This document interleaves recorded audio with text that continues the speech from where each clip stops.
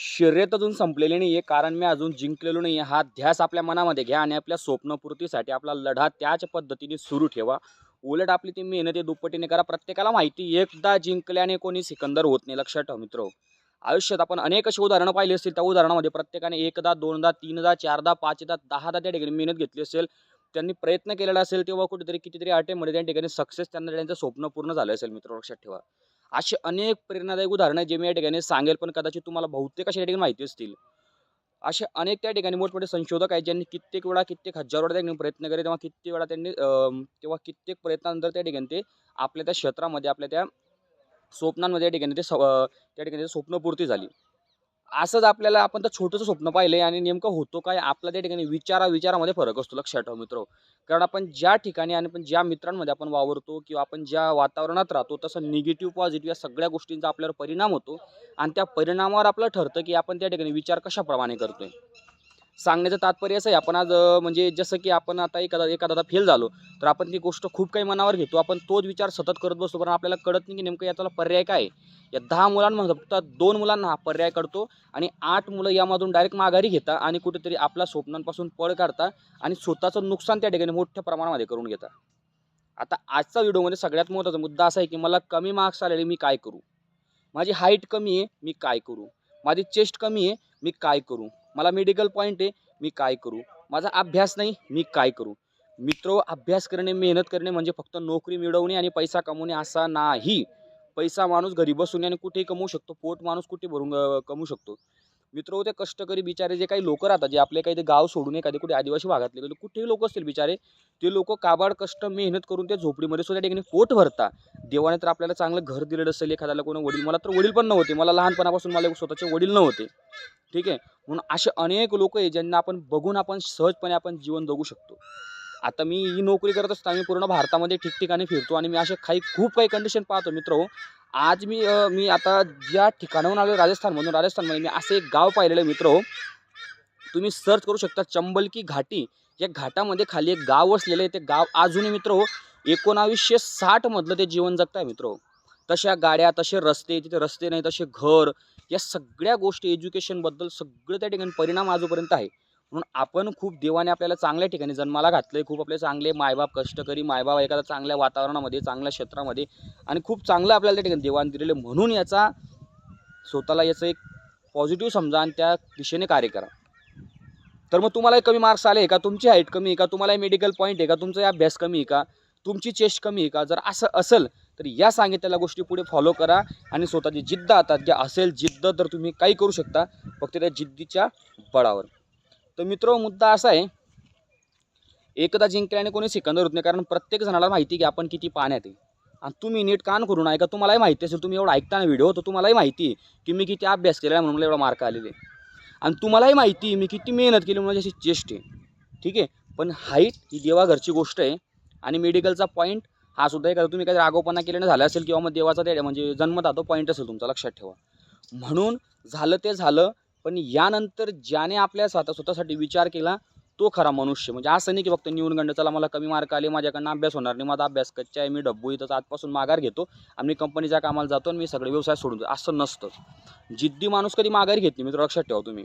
अनेक त्या ठिकाणी कठीण प्रसंग येतील, अनेक येतील मित्र. छत्रपती शिवाजी महाराजांचा अजून प्रसंग सांगितला, लक्षात ठेवा तुम्ही.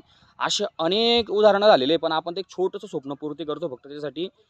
फक्त एवढी जिद्द ठेवा मित्र. लक्षात ठेवा. काय सांगण्याचा मुद्दा असा आहे की जर आपल्या त्या ठिकाणी आपल्याला पर्याय सांगतो मी, जर आपला अभ्यास कमी असेल एससीजीडी, तर बाकी सगळ्या गोष्टी आपल्यामध्ये असतील, तर तुम्ही आजपासून, आत्तापासून, या मिनिटा, या सेकंदापासून आपला मोबाईल ओपन करा आणि आपला प्रत्येक 1.5 GB 2 GB डोळी डाटा असेल, प्रत्येक डाटाचा आपल्या चांगल्या कामासाठी प्रयोग करा. मी माझ्या चॅनलमध्ये प्रत्येक ठिकाणी या ठिकाणी तयारी कशाप्रमाणे करावी, गणिताची, बुद्धिमत्ताची, जीके, जीएस, हिंदी व्याकरण सगळं मी त्या ठिकाणी सांगितलेलं आहे. तुम्ही त्या ठिकाणी प्रोफाईलमध्ये जाऊन त्या ठिकाणी सगळे व्हिडिओ पाहू शकता किंवा इतर कुठले वाटत असेल इतर व्हिडिओ पहा. माझे पास मी म्हणत नाही. तुम्ही काही सर्च करा, तुम्हाला सगळं काही मिळणार आहे. त्या ठिकाणी तुम्ही सगळी माहिती पाहू शकता आणि त्याप्रमाणे एखादं आपलं वही, बुक, पुस्तक त्या ठिकाणी तुम्ही वही तयार करा. आपला सिलेबस तयार करा प्रॉपरली त्या ठिकाणी आणि त्या सिलेबसमध्ये त्या ठिकाणी तुम्ही सगळं सिलेबस तुम्ही लावा. आजपासून स्टडी रूम, आपला लायब्ररी वगैरे काहीतरी जॉईन करा. क्लासेस वगैरे असेल तर क्लासेस जॉईन करा. आजपासून आपली मेहनत घ्यायला तयार करा. येणाऱ्या व्हिडिओमध्ये अभ्यासाचं नियोजन पण मी सांगणारे, व्हिडिओ लांबेल म्हणून याच्यात मी ते सांगत नाही. पण आत्तापासून तयारीला लागा आणि आपला अभ्यासामध्ये सुधारणा करा. कारण कुठलीच गोष्ट माणूस जन्मता कोणी शिकून येते. मला सांगा, जेव्हा आपण जन्माला येतो आपल्याला डॉक्टर सांगतो का जन्माला बाळ आल्यानंतर, की बाळाच्या कानामध्ये बोलतो का बे एक बे बे दोन्ही चार, असं काही असतं का? किंवा तो जन्मता मुलगा शिकलेला असतो असं अजिबात नसतं मित्र. प्रत्येकाला एखादा काळ असतो, त्या काळामध्ये त्याला मेहनत घ्यावी लागते, तेव्हा त्या ठिकाणी तो परिपूर्णरित्या त्या ठिकाणी तयार होण्याचा प्रयत्न करतो, लक्षात ठेवा. आणि दुसरा मुद्दा असा मित्र, जर आपली हाईट कमी तर रडत बसू नका, लढायला शिका. मी नेहमी सांगत आलेलो. मग त्यांनी काय करावं मित्र? फक्त आपल्यासाठी भरती आणि वर्दी असं काही नसतं मित्र.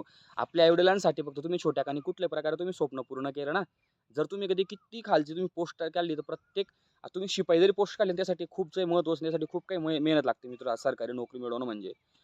तर तुम्ही कुठलंही तुम्ही ठिकाणी स्वप्न पूर्ण करा आपल्या आईवडिलांसाठी, ते फार फार मोठं असेल. कधी आपल्या आईवडिला असं म्हणणार नाही की भाई तू एक कमी स्वप्न मिळवलंय असं तसं, असं अजिबात नसतं मित्र.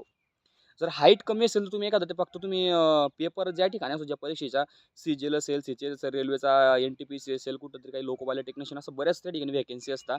एमपीएससी असेल, असं तुम्ही बऱ्याच क्षेत्रामध्ये तुम्ही स्वतः उतरून तुम्ही रात्रंदिवस एक करून तुम्ही मेहनत घेऊ शकता आणि त्या मेहनतीच्या बळावर तुम्ही आपलं ते स्वप्न पूर्ण करू शकता. पण हाईट कमी म्हणून रडत बसू नका. त्या कमी हाईटचा फायदा घ्या आणि त्यापेक्षा तुम्ही चांगलं चांगलं करून दाखवा मित्र. किंवा जर हाईट तुमची 1-2 सेंटीमीटर कमी असेल, पोलीस भरतीला बसत असेल, पोलीस भरती तुम्ही तयारी करू शकता. ज्यांची चेस्ट कमी असेल हरकत नाही, मेहनत घ्या, मेहनतीने चेस्ट पूर्ण नक्की होणार आहे. मी चेस्ट कमी असेल, मी नेहमी सांगले तुम्ही त्या ठिकाणी तुम्ही पुलअप्स वगैरे असेल ते मारा, पुलअप्स मारा. पुलअप्समध्ये आपले कट निघतील, कटचा फायदा होतो त्या ठिकाणी. हाईट आपला चेस्ट बसवण्यामध्ये. सूर्यनमस्कार मारा जास्तीत जास्त 30-40 सेट प्रमाणे, तुम्ही 240 सेट डेली तुम्ही सेट मारू शकता त्या ठिकाणी. त्याप्रमाणे आपले चेस्ट त्या ठिकाणी बऱ्यापैकी फरक पडतो. आणि अजून एक मुद्दा आहे की ज्यांचे त्या ठिकाणी मेडिकल्स पॉईंट वगैरे असतील, मी सांगितलं डोळ्यांचा पॉईंट असेल, ऑपरेशन करून सॉल्व्ह करून घ्या, नक्की करून घ्या. जर एखादा पॉईंट तुमचा सॉल्व्ह होतच नाही, असा काहीतरी नॅचरली पॉईंट असतो, तुम्हाला प्रत्येकाला माहिती काय, मी व्हिडिओमध्ये सांगणार नाही. जर सॉल्व्ह होणार नसेल तर तुम्ही एका दुसऱ्या परीक्षेची तयारी करू शकता. पण जिद्द सोडायची नाही आणि कधी माघार घेऊ नका. आणि माघार घेताना कारण तर अजिबात सांगू नका. आता काही लोक कारण सांगता, मग परिस्थिती अशी होती, मग मी अभ्यासच नाही होता, मग मला हाच पॉईंट होता म्हणून माघार घेतली. माघार अजिबात घेऊ नका. लक्षात ठेवा, माणूस तेव्हाच मागे राहतो जेव्हा त्याला परिपूर्ण मार्गदर्शन नसतं. लक्षात ठेवा, जर त्याला मागून पुश करणारा, जर मार्गदर्शन करणारा असेल माणूस, आयुष्यात कधीच असफल होते. लक्षात ठेवा तुम्ही. आपल्याला माहिती, जर एखादा विचार करा बरं, एखादा कॉलनीतला कुठला तरी मुलगा आहे, त्यांच्या पिढ्या का बरं नोकरीला राहता बरं का, कारण त्यांना मागून पुश करणारा कोणी मित्र हो, आपण गरीबाचे मित्र हो, हे प्रत्येकाने गोष्ट लक्षात ठेवा.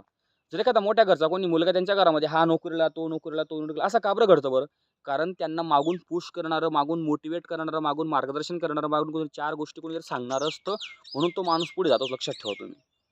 म्हणून आपलं घरातलं तुम्ही असं एक सदस्य बना की तुम्ही अंधारात असलेलं घर तुम्ही उजेडात आणू शकता आणि येणारी पूर्ण पिढी तुम्ही असं उजेडामध्ये जगू शकाल. असं एक व्यक्तिमत्व घडा, ते तुम्हाला पूर्ण येणारी पूर्ण पिढी तुम्हाला आठवण ठेवेल की हां, आमचे पप्पा होते, आमचे ते बाबा होते, आमचे ते पप्पांचे पप्पा होते, की त्यांनी काहीतरी केलं म्हणून आम्ही आज या ठिकाणी. म्हणून प्रत्येकाने आपल्या स्वप्नपूर्तीसाठी प्रयत्न करा. ठीक आहे.